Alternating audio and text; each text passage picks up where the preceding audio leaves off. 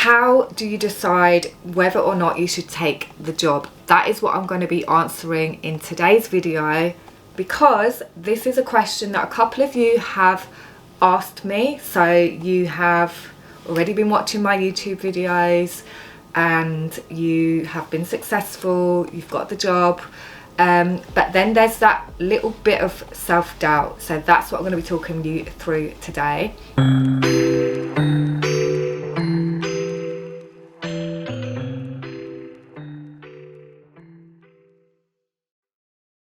So my name is Sarah Edwards and I worked as a probation officer, and I share videos with you all because I was in the same position as you, where I really wanted to be a probation officer, and I just think it's useful to get a real life perspective of what actually is the job, what does it entail, so that you can make an informed decision.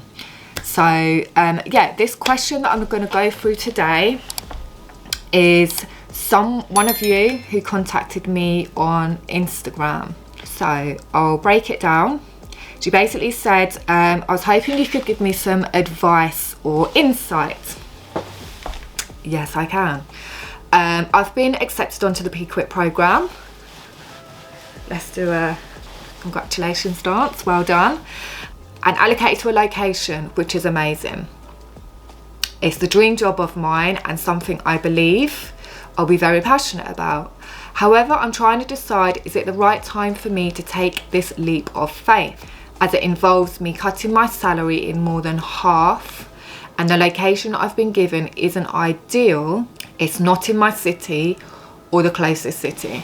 Can you tell me a little bit about what you love about the job, the challenges, and what struggles there are? Okay, so I'm going to answer this question because probably a lot of you are wanting to ask the same things or have asked similar things as well. And normally if one person's thinking it, a lot of you are thinking it. So first thing, let's break it down. So she's been allocated, been accepted, brilliant. Firstly, it's a dream job of mine. So let's address this first. Same as me. When I wanted to do this job, it was my dream job. And when I work with my coaching students, I always get them, and my tutoring students, I always get you to see the why. Why is it that you want to do this? Why is it that it's your dream job? Because sometimes when we experience that self-doubt, where we're unsure, we start thinking different scenarios in our head. Go back to your why. Why is it your dream job? So if you're going through this, get pen and paper and write this down. Why is it your dream job? So she's already answered as well. She feels very passionate about it.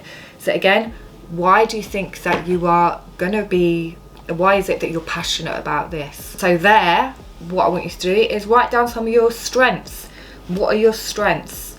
You know, I am passionate, maybe I am confident, I believe in people, because that will help you really identify yourself as, you know, doing the job and bringing yourself back to, oh yeah, that's why I went for it, that's why it feels so natural, that's why it's the right job for me. Sometimes you just need that reminder.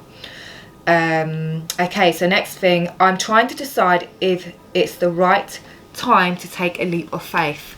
Yes, whenever we do something that's new, uncomfortable, out of our comfort zone, and the next level up, it's gonna feel like a massive leap. It will, like, there's no way around it. You are advancing onto something new, you are developing, you are growing. Nothing that is easy, nothing that where you are developing is gonna feel like easy. It's something you're not used to. It's like the unknown, it's like the edge of a cliff. Like you don't know what the job is going to be like. You don't know how you're going to be in that job. You don't know how you're going to respond to that job. And this is another reason why I share what I share, because I want you to feel more comfortable that when you are in the job, you've got that familiarity a little bit, because you've heard someone else talk about it who's been in the job, maybe someone that looks like you, comes from a similar background. It all helps with the like familiarity. Yeah, so also with that leap of faith, it involves cutting her salary in half. So going back to your why is it that you took this job in the first place? Is it because you wanted a more meaningful job? Maybe your last career or last job was not really that meaningful. Do you want something where you're actually giving back in society? Do you actually want a job that you enjoy, that you can go to or come home at the end of the day and know, actually, I've made a good contribution in my life today? Or do you want a job that's like, yeah, I need a job that's more money than what I was earning before. I want a job that's this much amount of money. And when you're thinking about money, think, okay, well, what will that money give me access to? Because sometimes we think we want the money, but maybe it's just some other changes in life that we want to make. And it's not saying these jobs, you can't have both. But when you're stuck on a decision and you're experiencing self-doubt, like this person, she's going to have a drop in salary. Okay, does that mean that eventually her salary will be higher? Does it mean that maybe money can go down on her list of priorities? Or there may be other ways that she can make money? Or actually, is it more important that she does something that, or you do something that you enjoy, or that you do something that is meaningful? You really have to get clear. No one else can figure that out for you. I can't figure that out for you. This is stuff that you need to sit with yourself, have a bit of quiet time. This is why I always say to my students, and if you follow me on Instagram stories, that journaling is a really, really good practice to get into, because it gives you that quiet time away from any influence of the world, any influence of your parents, what other people are doing, for you to really understand yourself. What is it that's important to you? It's about taking responsibility for the decisions you make as well. So that's the salary thing. So the location isn't ideal. That is the next thing. Again, it is scary if you're having to move out of your area. You're maybe comfortable, you've maybe grown up there a long time, you maybe know friends, family, you have a support network.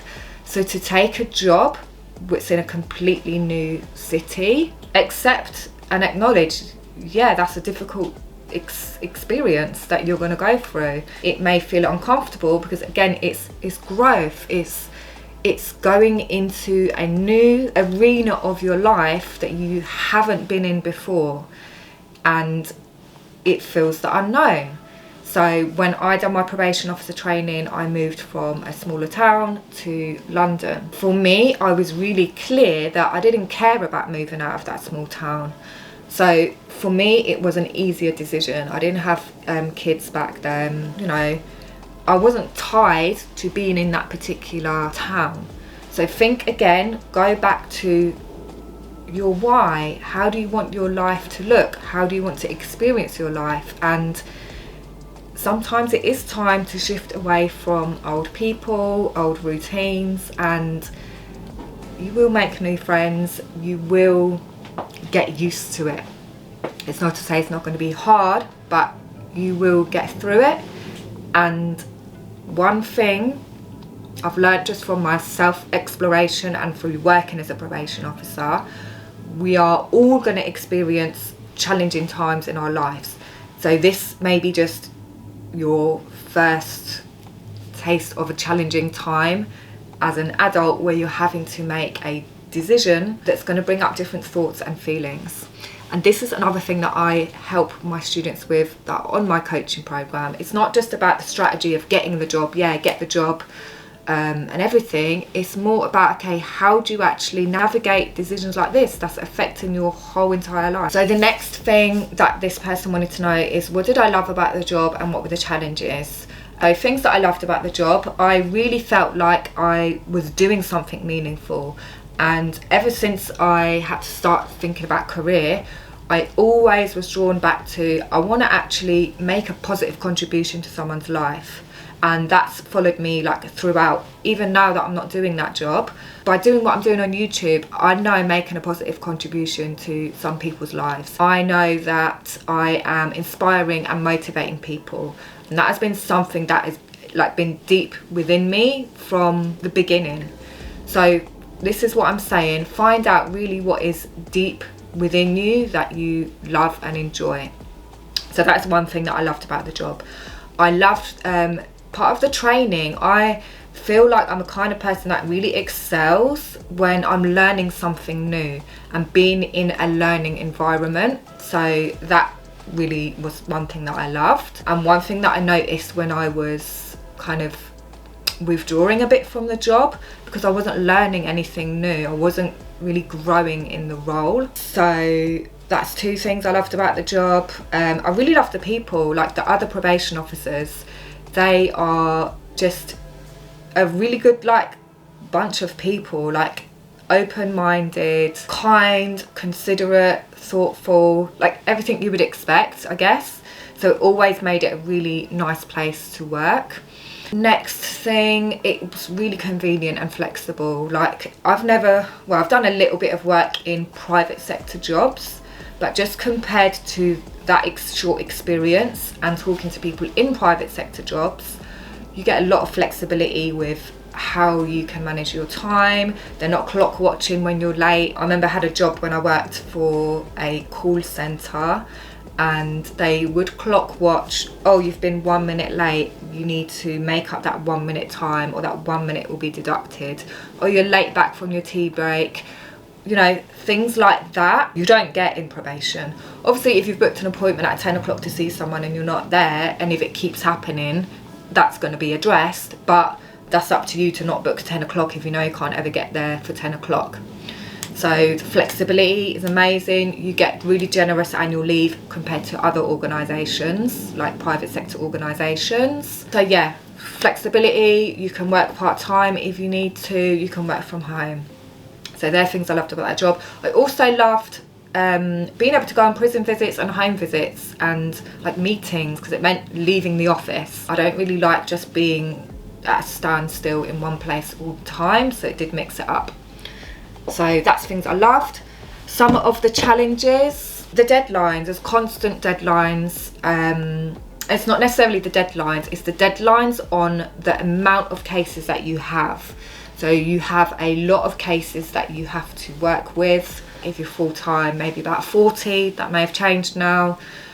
So you're constantly got multiple different demands, and the day doesn't always go smoothly because these are people, often complex needs. So life comes up for them, and then that comes up for you because that's maybe a new piece of work that you have to do, or another couple of phone calls that may then take up your whole day, new referrals that you may have to make. So it's that constant juggling. And how I experience the service to be, everything is deal with it now, not let's plan ahead for it in advance like the ideal standard. It's just, this is the offices I've been in, your office may be different, but it's always been lastminute.com. This hasn't been done, so we need to do it now. And that, I don't do well in those situations, but it's kind of the norm for a lot of places. So I'd say that is the challenges. And yes, you get generous annual leave, but it can be hard because when you've got annual leave, all the work's still ongoing. It's not like, yeah, I'm annual leave, everything's stopped now. The deadlines are still moving forward with your work, so that means you have to get the work done before. Life is still going to happen for your cases. So it's just really being strict with yourself that, okay, I'm going to go on leave, going to go on holiday, I need to get all this done before I go. But yeah, that hopefully, yeah, answers the question. And if you've ever experienced that, or you're going through that, feel free to message me. I can do a video for you. But if you want more intense support, that is what my coaching programs are for. I have other videos available. I have short video courses, ebook available. I have my book available that helps you just manage your kind of well-being as you're doing this job. But definitely check out my coaching program if you need more direction and more specific, actionable support and accountability. But thank you for watching. Make sure you are subscribed, and I'll see you next time.